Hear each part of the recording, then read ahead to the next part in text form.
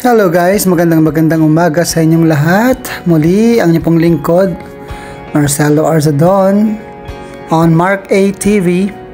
Kanina, hinatid namin si Mrs. sa kanyang trabaho at kami ay dumaan sa kalsadang ito. Napansin ko lang ang kaayusan at syempre hindi siya masyadong matraffic at palibhasa ngayon ay Thursday.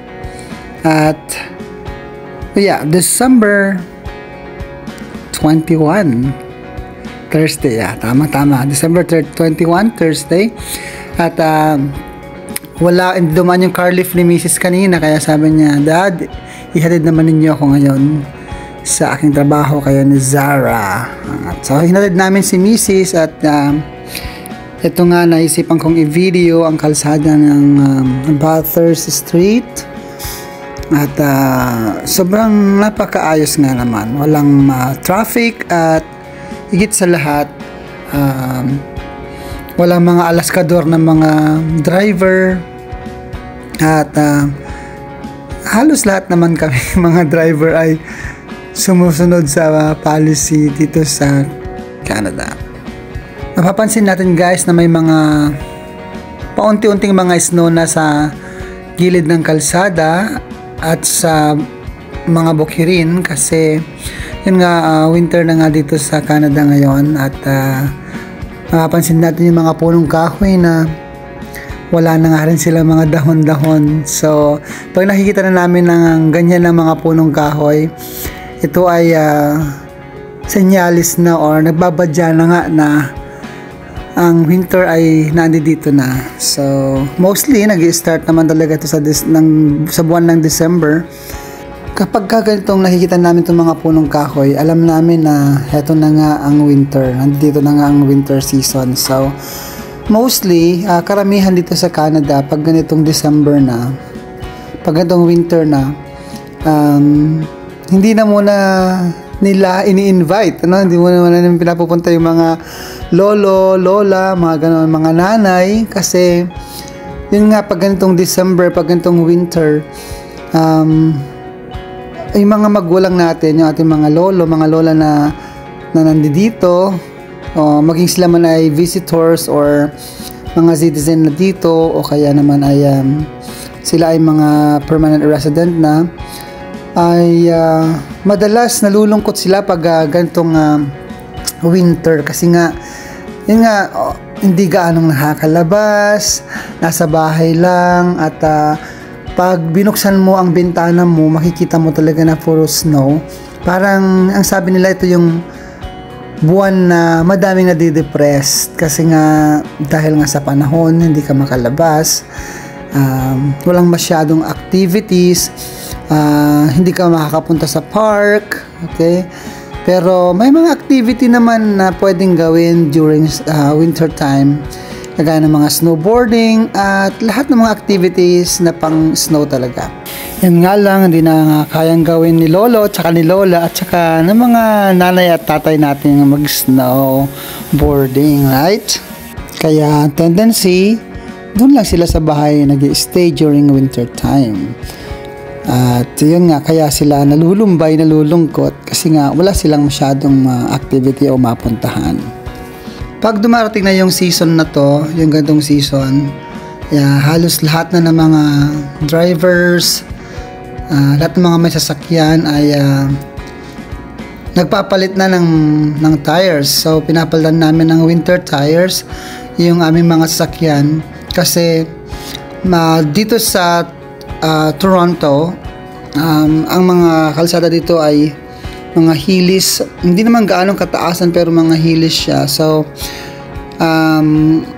talagang required sa amin na mag-change ng tires namin. Yung iba naman, hindi na sila nag-change ng winter tires, pero ang ginagawa nila ay pinapalitan na nila ng all season tires, I should say. So ngayon kung ikaw naman ay nag-drive lang sa trabaho mo na di ka gaanong lumalabas ng Toronto, di ka pumupunta ng Newmarket, ganon yung trabaho mo, or yung malayo na halos drive mo ng 1 hour o 45 minutes, minsan gusto na rin nila na nag-all season na lang sila sa tire nila, kasi yun nga, hindi naman sila dadaan sa mga expressways, sa mga highways katulad ng 401, mga ganon. So minsan nag-okay na sila sa all season. Na yun nga lang, very very very precautious sila sa pagda-drive. Yan. At yun nga, kasi minsan kahit na yung mga sasakyan mo ay bago, minsan nagkakaroon pa rin kasi ng aberya. Sana naiisipan nila na magpag-change ng tires na lang nila sa from all seasons to winter tire. Okay, so yeah, mas safety nga naman yun. Minsan din naman nila ina-expect, inaasahan na bibiyahe sila ng mahaba-haba at medyo lalabas sila ng Toronto, kaya yun, kaya nga na sinabi ko kanina, medyo hillis kasi yung Toronto. But hindi siya kasing tulad nung mga Vancouver, mga ganun na matataas talaga yung kanilang mga lugar. Yeah, so anyways, yung mga yun ay mga pag-iingat ba bilang nagmamaneho sa kalsada para iwas aksidente at iwas disgrasya. Isa pang pinaka nagustuhan ko talaga dito sa Canada kapag nagda-drive ay very precautious talaga yung mga tao sa pag-overtake. So halimbawa itong dinadaanan namin na magkabilaan, 2 lane, no? So bago sila mag-overtake, tinitingnan muna nilang mabuti kung malinis nga ba yung kabilang lane bago sila mag-overtake. Basta kung saan sila naka-steady, kung saan sila nakalugar, saan tinatapos nila yung journey nila, yung pagdadrive nila nasa isang lugar lang. Okay, but which is really nice. Okay, dito very precautious talaga sila sa pagdadrive at ayun nga, iniiwasan nga ng bawat isa na makasagi, makadisgrasya, or yun nga, nagasgasan yung sasakyan mo. Although lahat naman ng mga sasakyan dito ay registrado lahat. Kung sakali mang ma-scratch ka or masagi ka or may makabangga sa'yo, may mga insurance naman na nakalaan para dito. Yun nga,